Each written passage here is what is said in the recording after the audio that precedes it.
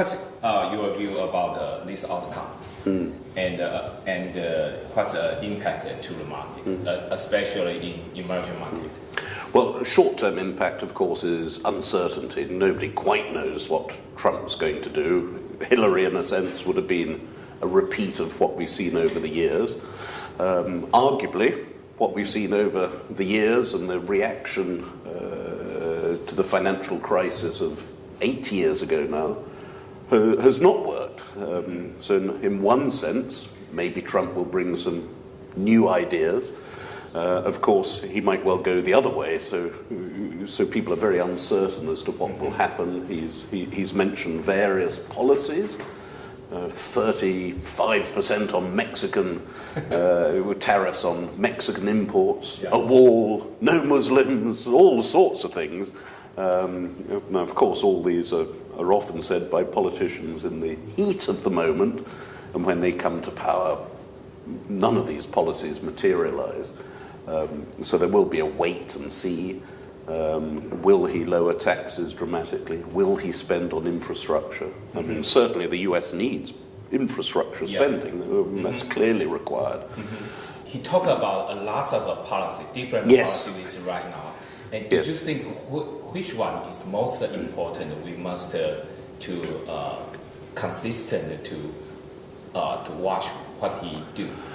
Well, there's importance at two levels. One is for domestic America, which, in a sense, for us here and now is maybe less important, and we're more worried about the international aspect. So domestic America is infrastructure, tax cuts, Obamacare, various of these issues.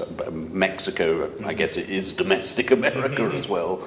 Those are obviously very important, and important particularly for the direction of interest rates, inflation, which we'll all be watching. And then, of course, the worrying one, maybe more worrying, is international affairs, protectionism, being a bit more aggressive with China. And then China also has quite a strong nationalist leader as well. And in a sense, this seems to be the way the world is going. We're seeing an increasing nationalism, increasing protectionism, which again for the financial world is not necessarily healthy. And I would argue protectionism is not necessarily healthy for the world as a whole. It's far healthier if barriers come down between countries and people, rather than people becoming very defensive and also very aggressive. But these are the risks with what Trump has said.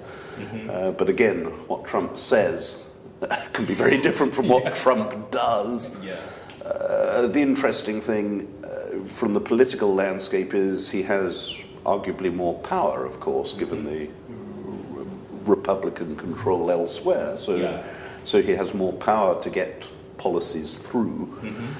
Has he thought these things out? I don't know. And when you asked me whether I was surprised at the election, yes, I was, but maybe the most surprised person about the election is Donald Trump himself, of course.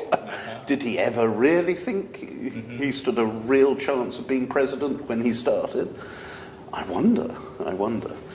So it's a surprise, just like the England election. Or more very similar, whether it's the Scottish referendum, Brexit, a lot of these things are going against, if you like, the ruling elite who've been in power a long time. I think people worry that there's been a real dispersion in wealth. So the rich have got richer, the poor have not seen their wages increase that much. So there's been a wealth disparity, and people are feeling alienated, and hence they vote Brexit, they vote Trump, they vote various national leaders. His policies could lead to far higher inflation, which would cause, Fed to tighten, rates to go up, or because he's printing so much money for infrastructure. It could lead to a prolonging of low rates. So I think it's far too early to tell. But I think short term, it means that there's far less likelihood of a rate rise at the end of the year. So we will have this distorted economy globally, where interest rates are, again, I would argue, too low. And it's not healthy to have zero or near zero interest rates. Ultimately, it leads to the risk of poor investment because you don't value money correctly. The time value of money is not correct.